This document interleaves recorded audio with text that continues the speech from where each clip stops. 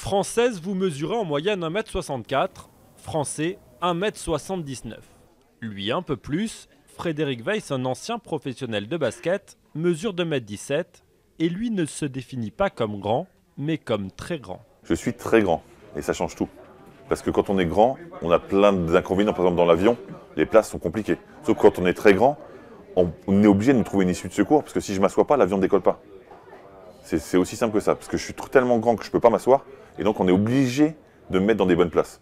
La taille de Frédéric devrait rester une exception. En effet, après avoir beaucoup grandi au 19e et 20e siècle, grâce notamment à une meilleure alimentation et une amélioration de l'hygiène, l'espèce humaine a quasiment atteint ses limites physiologiques. C'est en tout cas ce que démontre une étude française. Alors le fait qu'on y arrive maintenant à ces plafonds nous dit simplement deux choses. Soit que le génome a atteint son maximum, ou bien les conditions environnementales sont en train de développer des contraintes de plus en plus importantes. Le réchauffement climatique, par exemple, pourrait, selon ce chercheur, avoir un effet sur notre évolution. Il reste néanmoins encore une petite marge de progression pour atteindre la moyenne des Néerlandais, la population la plus grande du monde. Eux enregistrent 1,68 m pour les femmes et 1,82 m pour les hommes.